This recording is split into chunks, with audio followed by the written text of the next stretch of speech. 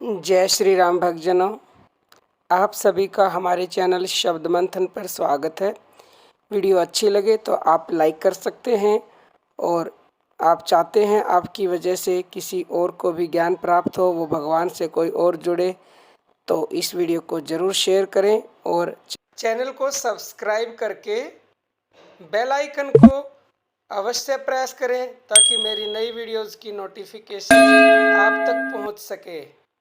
कई बार कमेंट आते हैं मेरे पास कि क्या हम राम नाम को इंग्लिश में लिख सकते हैं, क्या हम बंगाली में लिख सकते हैं यानी बंगाली भाषा में, क्या हम पंजाबी में लिख सकते हैं। तो भाई देखो, राम नाम तो राम ही है। आप उसको इंग्लिश में लिखें, हिंदी में लिखें, बंगाली में लिखें, पंजाबी में लिखें, आप उसको किसी भी भाषा में लिख सकते हैं। राम का नाम तो राम का नाम ही रहेगा और उसका फल भी उतना ही मिलेगा। अब आप उससे क्या फ़र्क पड़ना है, इंग्लिश में RAM राम लिख दो या हिंदी में र और आका डंडा रा और मैं राम लिख दो, फल तो बराबर ही मिलना है आपको। कल ही मेरे पास एक कमेंट ये आया था कि राम का नाम लिखना हम कितनी एज में कर सकते हैं, यानी कितनी उम्र से राम का नाम लिखना स्टार्ट कर सकते हैं। राम का नाम लिखने के लिए आपको उम्र देखने की ज़रूरत नहीं है। मैं कहती हूँ हमारा जीवन पल पल कम हो रहा है, हमारी सांसें हर पल घट रही हैं, तो जितनी भी छोटी उम्र से आप लिख सकते हैं, आप राम का नाम लिखना शुरू कर दें।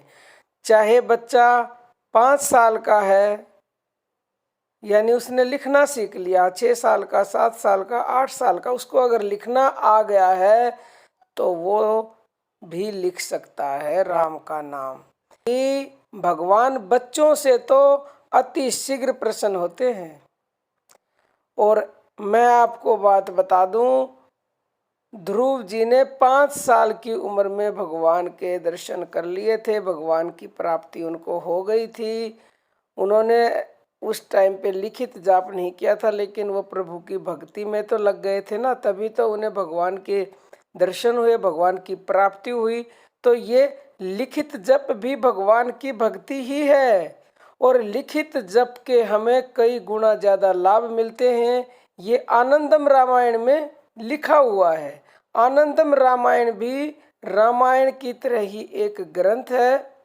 तो आप राम का नाम लिखें और लाभ लें, और इससे विश्वास से आप लिखेंगे तो आपको वो फल की प्राप्ति होगी जो आप सोच भी नहीं सकते। आपको इतना सब कुछ बिन मांगे मिलेगा कि आपकी झोली छोटी पड़ जाएगी। भगवान जब देते हैं ना तो छप्पर फाड़ के देते हैं, क्योंकि भगवान देखते हैं कि लिखने वाला किस नियत से लिख रहा है। आप सिर्फ विश्वास करके प्रभु का नाम लिखते जाओ और वो आपकी संपूर्ण विघ्न हरते जाएंगे, संपूर्ण दुख दूर कर देंगे, आपकी सारी इच्छाएं स्वतः फलीभूत हो जाएंगी। क्योंकि एक उदाहरण के द्वारा मैं आपको समझाती हूँ। जब सूर्य भगवान निकलता है यानी दर्शन देता है तो उससे ये नहीं कहना पड़ता कि आप अंधकार को दूर कर दो, वो स्वतः ही अंधकार को दूर कर देते हैं। अरे आप भगवान का नाम लिखें या जाप करें, तो अगर आप निस्वार्थ भाव से करेंगे तो ये तो फिर भगवान मजबूर हो जाएंगे आपको सब देने के लिए, सारी इच्छाएं आपकी पूरी करने के लिए। परंतु इच्छाएं आपकी शुभ होनी चाहिए। अगर कोई आपकी गलत इच्छा है, भगवान पूरी तो उसको भी कर देंगे, लेकिन उसका फिर हमें फल बाद में भोगना पड़ेगा। क्योंकि भगवान को जब हम प्रसन्न कर लेते हैं तो भगवान वर देने पे तो मजबूर हो जाते हैं। अब आपको इतिहास में पता है कितने ही ऐसे उदाहरण भरे पड़े हैं कि उन्होंने भगवान की तपस्या कर कर और गलत वरदान मांगे, भगवान ने फिर दिए, लेकिन बुरे काम का बुरा नतीजा, उन्होंने गलत काम किए तो फिर उन्हें आखिर में उसका फल तो भोगना ही पड़ा। तो इसलिए मैं कहती हूँ अपने आपकी इच्छाएं शुभ होनी चाहिए। शुभ इच्छा होंगी तो भगवान स्वतः पूरी कर देंगे, उनको आपको मांगना नहीं पड़ेगा।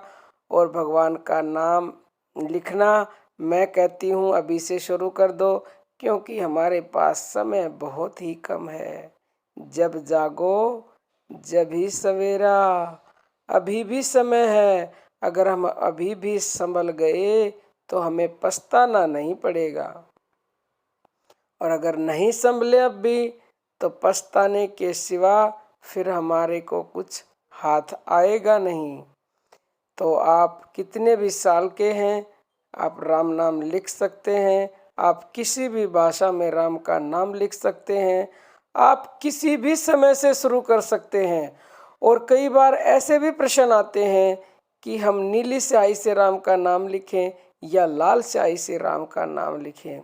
देखो, ये कई जगह पे लिखा हुआ है कि लाल रंग की स्याही से लिखने से हनुमान जी प्रसन्न होते हैं, परंतु ये जरूरी नहीं है कि आप लाल रंग की स्याही से ही लिखें।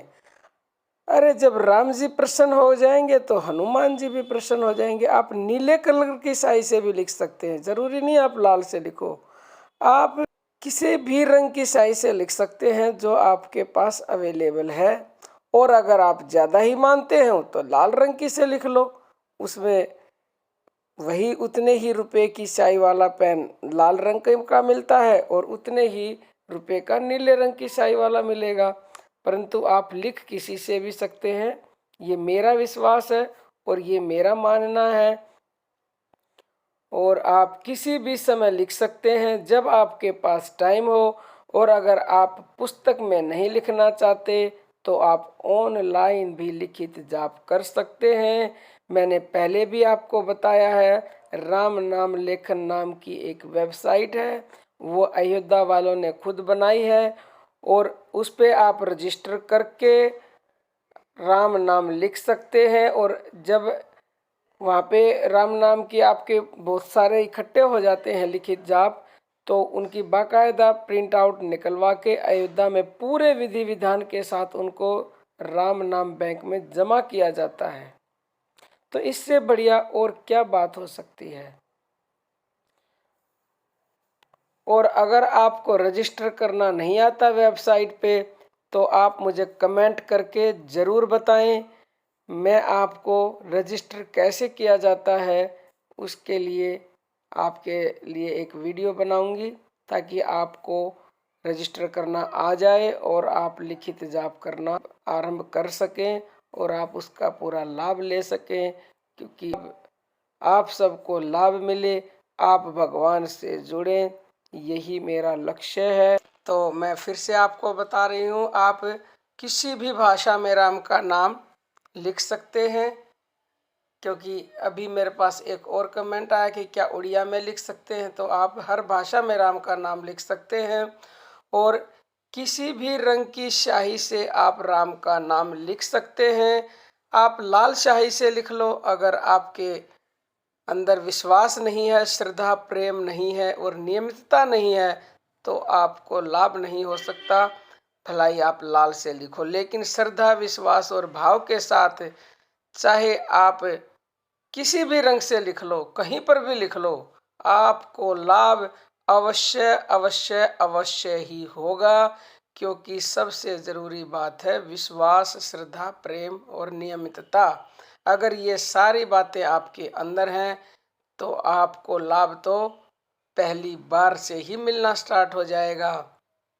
और आप किसी भी उम्र में राम का नाम लिख सकते हैं, किसी भी समय राम का नाम लिख सकते हैं।